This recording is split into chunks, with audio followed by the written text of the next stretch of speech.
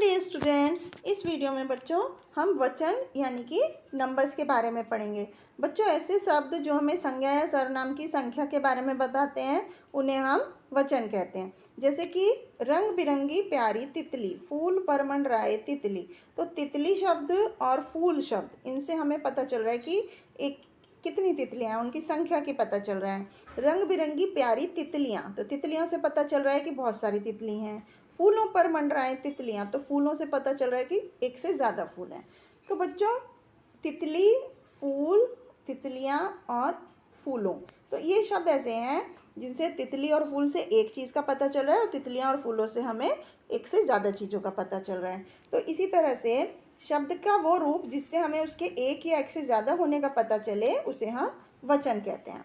अब हम वचन के प्रकार पढ़ते हैं, भेद पढ़ते हैं। वचन दो तरह के होते हैं, एक वचन और बहुवचन। एक वचन होते हैं जिन शब्दों से सिर्फ एक वस्तु प्राणी का पता चले उसे हम एक वचन कहते हैं, जैसे लड़की, रानी, चिड़िया, पंखा, इस तरह से और भी शब्द। इसके बाद बहुवचन होते हैं जिन शब्दों से हमें एक से ज़्यादा प्राणियों, वस्तुओं या जगह का पता चले उन्हें हम बहुवचन कहते हैं, जैसे लड़कियां, रानियां, चिड़िया, पंखे, इस तरह से इनको हम बहुवचन शब्द कहते हैं। तो कुछ वचन संबंधी कुछ और बातें हैं जिसके बारे में हम पढ़ते हैं।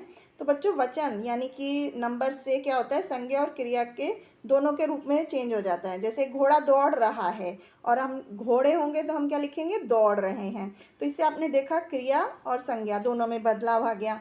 कुछ शब्द ऐसे होते हैं जो दोनों वचनों में एक जैसे ही रहते हैं, जैसे रोगी मर रहा है और रोगी मर रहे हैं, तो यहाँ पर जो शब्द हैं वो एक जैसे ही रहे हैं। कुछ शब्द हैं जैसे दर्शन, प्राण, आंसू, लोभ, ये केवल हमेशा बहुवचन में ही प्रयोग होते हैं। जैसे मैं आपके दर्शन करना चाहता हूँ, उसके आंसू निकल पड़े, प्राण, लोभ, ये सब बहुवचन में ही प्रयोग होते हैं।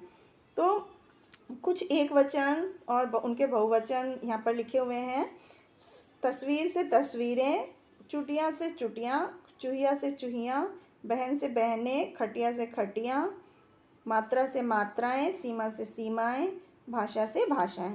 इसी तरह से यहाँ पर और भी बहुत सारे एक वचन बहुवचन शब्द लिखे हैं, जैसे ऋतु से ऋतुएं, चश्मा से चश्मे, रानी से रानियाँ, आँख से आँखें, प्याला से प्याले, पुस्तक से पुस्तकें, बात से बातें।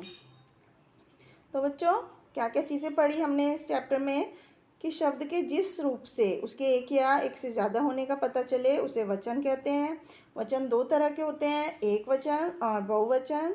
कुछ शब्दों का एक वचन और बहुवचन रूप एक जैसा ही होता है, मतलब वो एक वचन में प्रयोग हो या बहुवचन में, उसका स्पेलिंग सेम होता है। तो ये था बच्चों वचन के बारे में। आई होप आपको समझ में आया होगा। Thank you.